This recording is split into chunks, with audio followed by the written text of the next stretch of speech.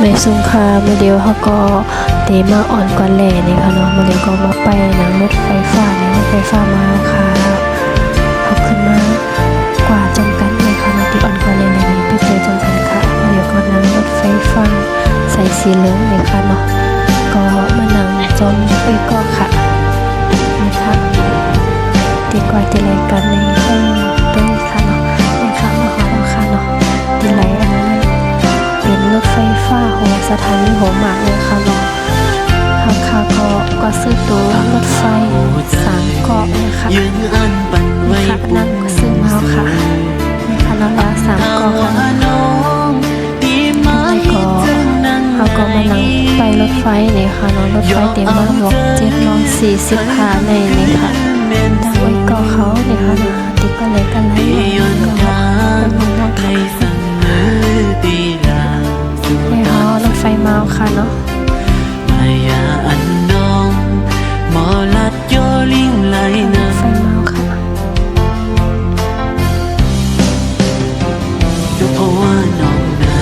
การนั่งมันรถไฟค่ะเลยนั่งค่ะเนาะ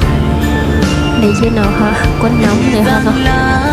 ทุกคนที่นั่งค่ะก็ไม่เลยนั่งค่ะนั่งก็ดีใจกันเลยเนาะในนั่งรถไฟนั่งชิวๆชมโดยเฉพาะว่าต้นไม้ต้นทางมีทางดีมันก็ข้างนอกเก่าไว้เป็นนั่งมา2 นั่งรับกันไปแล้วก็นั่งเดียวไปมาเที่ยวเลยค่ะเนาะนั่งรถไฟไปตื่นกันค่ะเนาะนี่ค่ะนั่งลงนั่งพระนี่ค่ะเนาะดีกว่านั่งแสนเนี่ยค่ะเนาะแล้วก็มาลงสถานีทางภาคกันเนี่ยก็กว่านั่งรถ2 แถวเนี่ยค่ะนั่งรถ2 แถวดีกว่าบางแสนเนี่ยค่ะเลยนั่งเอาค่ะเนาะนั่งรถ2 แถวได้ตกอยู่นึงก็40 บาทเนี่ยค่ะเนี่ยค่ะมาถึงหาดบางแสนสีไหลน้ำมันดีเนี่ยค่ะมาขึ้นปลุกกันน้อยกว่าบางกว่าขึ้นพัทยาดีกว่าก็เลยขึ้นนั่งรถ2 แถวมานั่งรถตู้ดีกว่าพัทยากันเนี่ยมีนั่ง3 ก้อนเนาะเป็นแบบว่ารถตู้เก่าก็ไม่มานั่งรถตัวค่ะนี่ค่ะเนาะก็คือรถคนนำนะคะก็ลงพัทยากันนะคะอยู่บางแสนพัทยาก่อหมกจำมองเดียวค่ะนี่ค่ะเนาะนั่งมากก็ตำวันมาฮอตดิบดูเศร้าในก็นั่งก็มือเพียงกันเนี่ยค่ะให้สิมาฮอตก็นั่งดูนั่งหาก็เคทางนิพพานกันดีกว่าไปขึ้นทางไซขึ้นทางทะเลกันเลยค่ะมาค่ะมาค่ะเนาะชิวๆไปกันเลยค่ะทำยังไงหัวคำทำมาก็ไปตั้งกันไป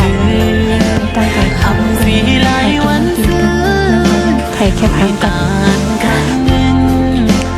ผู้หญิงนั่งกว่าที่ไรก็ใครแค่พังที่เดียวค่ะสีเลยยาวแล้วก็มาขึ้นที่ห้องประกันเลยมากก็เย็นทางต้องไปเอามันก็ไปยิ่งใช้หัดกันเที่ยงเอาเนี่ยค่ะแค่พังได้ขามาปลุกกันมาเต็มเจ้าเลยค่ะเนาะนั่งที่ฟังไหนก็เป็นคนน้ำที่เต้เลยค่ะน้ำปลาในกวนตีน้ำแต่กวนตีไม่อันนี้กองต้นกวนค่ะเนาะนั่งก็ไปก่อนไปเรื่องนี้นะถ่ายเรื่องติ๊กต็อกไหม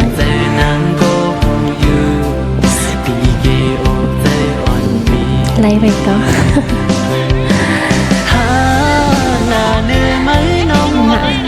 อีกก็ได้เปลี่ยนแล้วเนี่ยก็ได้ลิ้นน้ำอ่ะแถมเรียนก็ติลีเนี่ยก็ได้ลงเนี่ยไปสีเล่นน้ำยาอาบน้ำยาก็เป็นตัวเดมเมอร์เฮิร์นกันเนี่ยค่ะเนาะก็แค่พังอาทิตย์เล็กกันเนี่ยค่ะสาวน้องขึ้นหัด